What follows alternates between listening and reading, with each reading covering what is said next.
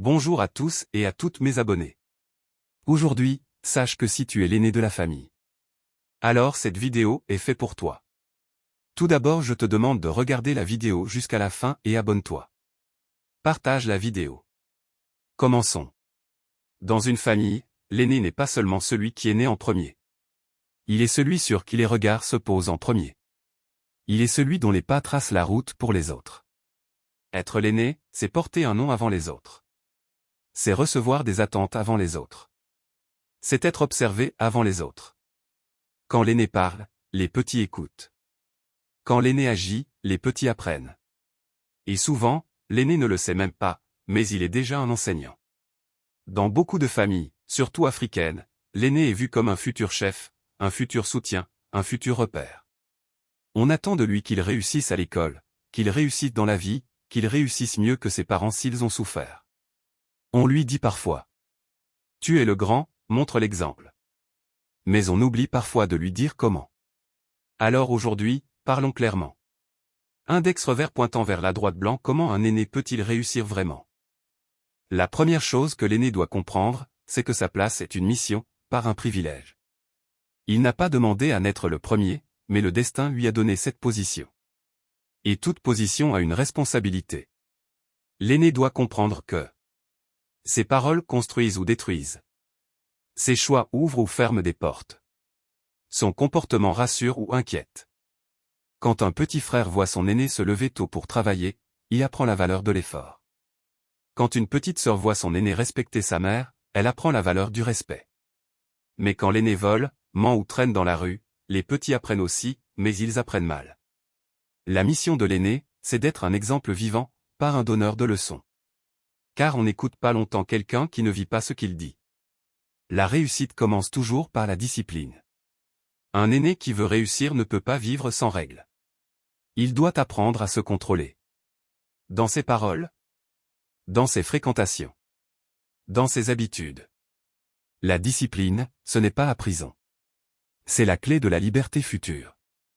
Se lever avec un objectif. Organiser son temps. Respecter ses engagements. Finir ce qu'on commence. L'aîné doit éviter la vie facile. Les distractions excessives. Les mauvaises influences. Les plaisirs rapides qui détruisent l'avenir lentement. Car l'aîné qui perd son temps aujourd'hui vole le futur de toute la famille. Il est important de dire une vérité. Index revers pointant vers la droite blanc. L'aîné souffre souvent en silence. On attend de lui qu'il soit fort. On attend de lui qu'il comprenne. On attend de lui qu'il supporte. Parfois, il est fatigué. Parfois, il a peur. Parfois, il ne sait pas quoi faire. Mais on lui dit « Tu es le grand, tu dois tenir ». Alors l'aîné doit apprendre une chose essentielle. La force n'est pas l'absence de douleur, mais la capacité de continuer malgré la douleur. L'aîné qui réussit est celui qui accepte de tomber, accepte d'apprendre, accepte de se relever. L'échec n'est pas la fin. C'est une leçon mal emballée. Beaucoup pensent que réussir, c'est seulement avoir de l'argent. Mais l'argent sans valeur crée des familles brisées. La vraie réussite de l'aîné, c'est être utile à sa famille. Être respecté dans la société. Être digne devant sa conscience. Un aîné qui réussit ne méprise pas ses frères et sœurs. Il les élève. Il ne leur rappelle pas sa supériorité. Il leur rappelle leur potentiel. Il partage son expérience. Il corrige avec douceur. Il protège sans écraser. Il comprend que s'il brille seul, il est une lampe. Mais s'il fait briller les autres, il est un soleil. La réussite ne tombe pas du ciel. Elle pousse sur la terre du travail. L'aîné doit aimer le travail, même quand il est difficile. Même quand il est mal payé au début. Même quand personne n'applaudit. Car le travail est un investissement invisible. Les résultats viennent plus tard. Mais ils viennent sûrement. Un aîné qui travaille apprend. La patience. La responsabilité. La valeur de l'argent. Il devient un exemple pour les plus jeunes. Si lui peut, moi aussi je peux. On ne peut pas parler de réussite de l'aîné sans parler des parents. Les parents sont la racine. L'aîné est la première branche. Si la branche se casse, l'arbre souffre.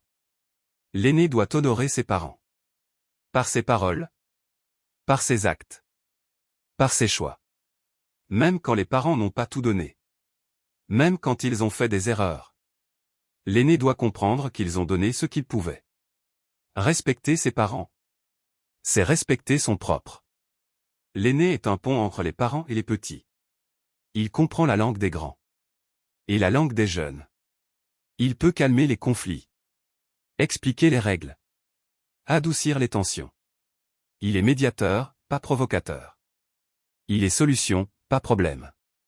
Quand l'aîné joue ce rôle, il protège la paix de la maison. À toi qui es l'aîné et qui doute. Tu n'es pas faible, tu es chargé. Tu n'es pas lent, tu es prudent. Tu n'es pas perdu, tu es en construction. Ne compare pas ton chemin à celui des autres. Chaque famille a son combat. Chaque aîné a sa croix.